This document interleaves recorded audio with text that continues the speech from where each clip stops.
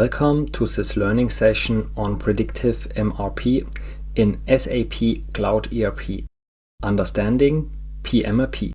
In this session, we will explore what pMRP is and discuss potential use cases. Finally, we will walk through the pMRP process, review the prerequisites, and required master data. Let's get started. Predictive Material and Resource Planning, or pMRP, focuses on the long-term planning horizon.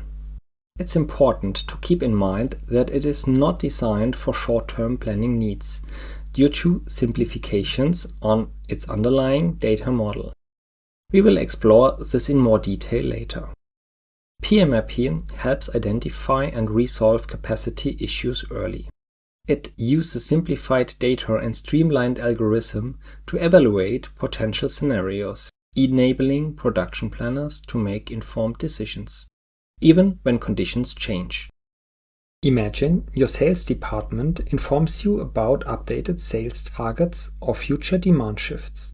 As production planner, you'll want to understand how this affects your production in terms of material quantities and capacity utilization.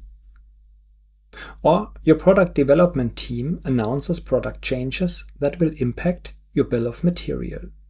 You will want to assess how these changes influence your production setup. A third use case. You manage complex configurable materials, but you want to plan components and capacities based on planning bombs and your own experience. pMRP will help you with that. So, how does it work? pMRP does not use the same data as MRP Live. Instead, you can decide which data you want to include when building the reference data used for the simulation. pMRP always relies on standard master data, such as the bill of material. However, you choose which demand data is considered. For example, only sales orders, only forecast data, or a combination of both. One major difference between pMRP and MRP Live is that pMRP does not use any supply data. This means that planned orders, production orders, and purchase orders are not included in the pMRP logic. Because of this, pMRP is not suitable for short-term planning. But this is not the only difference. The pMRP simulation engine also works differently from MRP Live. It uses a simplified scheduling algorithm that does not rely on the full routing information. To review and analyze pMRP results, you use the dedicated pMRP Fury apps. Finally, you can release a simulation.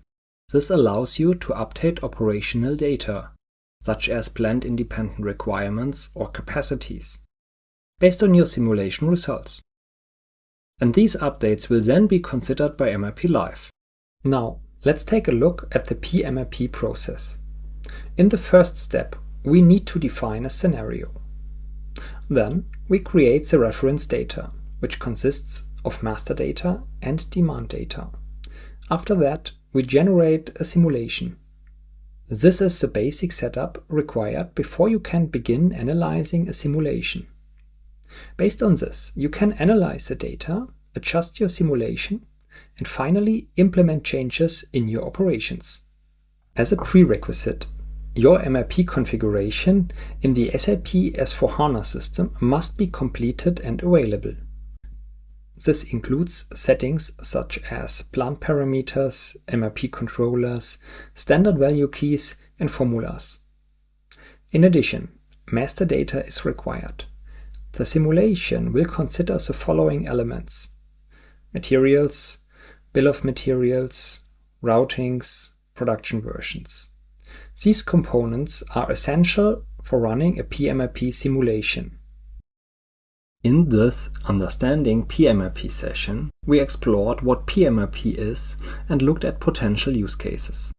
We also learned why pMRP is designed for long-term planning, how it works, and which prerequisites need to be in place. You can now continue with the pMRP Basics Part 1 session, where you will see a system demonstration on how to create reference data and run simulations.